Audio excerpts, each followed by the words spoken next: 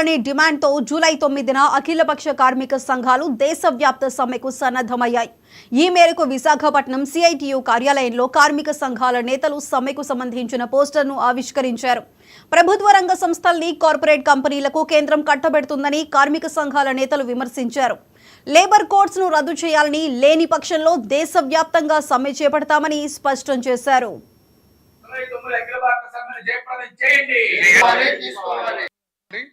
నేను national president CFTUI. ముఖ్యంగా ఈరోజు మన ఈ ప్రభుత్వం బీజేపీ ప్రభుత్వం కోసం చెప్పాలంటే 2014 నుండి రావటంతో మొదలు పెట్టారు.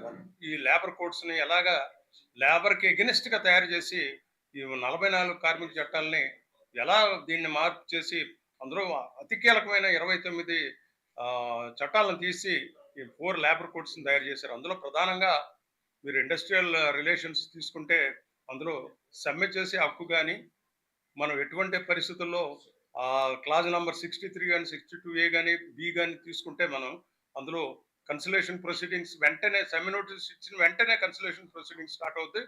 ఇంక ఈ మధ్య కాలంలో ఎక్కడ కూడా సమ్మె కానీ చేస్తే వెంటనే దాన్ని యూనియన్ నాయకులను జైల్లో పెట్టడం, పాల్గొన్న వర్కర్స్ను జైల్లో పెట్టడం, వాళ్ళు లేబర్ యూనియన్స్ను డిబార్ చేయడం కూడా జరుగుతుంది. అది కమింగ్ టు ది జూలై 9వ తారీఖు నాడు దేశవ్యాప్తంగా అఖిలపక్ష కార్మిక సంఘాల ఆధ్వర్యంలో లేబర్ కోడ్స్ రద్దు చేయాలనే ప్రధానమైన డిమాండ్ తోటి సమ్మె జరుగుతూ ఉంది. ఈ సమ్మెలో విశాఖపట్నంలో ఉన్నటువంటి కార్మిక వర్గం యావత్తు పాల్గొవాలని చెప్పేసి విశాఖపట్నం అఖిలపక్ష కార్మిక సంఘాల తరపున మీ ద్వారా విజ్ఞప్తి చేస్తూ ఉన్నాం. ప్రధానంగా నరేంద్ర మోడీ గారు అధికారంలోకి వచ్చిన దగ్గర నుంచి కార్మిక వర్గం మీద తన దాడిని ఎక్కుపెట్టి ప్రభుత్వ రంగ సంస్థలన్నీ కూడా కార్పొరేట్ కంపెనీలకు కట్టబెడుతూ ఉన్నారు. కార్మికులకు నష్టం చేసేటువంటి లేబర్ కోడ్స్ ని తీసుకొని వచ్చి కార్మికులు మళ్ళీ బానిసలాగా చేయాలని చెప్పేసి ప్రయత్నం చేస్తున్నాడు. కార్మికులకి లేబర్ కోడ్స్ కనుక అమలు చేసినట్టయితే కార్మికుల ప్రాథమిక హక్కులైనటువంటి సంఘం పెట్టుకునే హక్కు, సమ్మె చేసే హక్కు, జీతభత్యాల బేరం ఆడుకునే హక్కులు, ఇటువంటి హక్కులన్నీ కోల్పోయే ప్రమాదం ఉంది. కాబట్టి కార్మికుల్ని నష్టం చేసినటువంటి లేబర్ కోడ్స్ ని రద్దు చేయాలనే ప్రధానమైన డిమాండ్ తోటి ఈ సమ్మె జరుగుతుంది. కానీ నరేంద్ర మోడీ ప్రభుత్వం దానికి అంగీకరించట్లేదు. ఉన్న జీతాలను తగ్గిస్తూ ఉంటుంది. కాబట్టి కనీస వేతనం 26,000 రూపాయలు తక్కువ లేకుండా నిర్ణయం చేసి అమలు చేయాలని చెప్పేసి మేము కోరుతూ ఉన్నాం.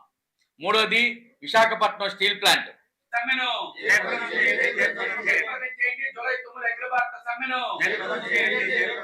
కార్మిక వ్యతిరేక విధానాలు నశించాలి. కేంద్ర రాష్ట్ర ప్రభుత్వ కార్మిక వ్యతిరేక విధానాలు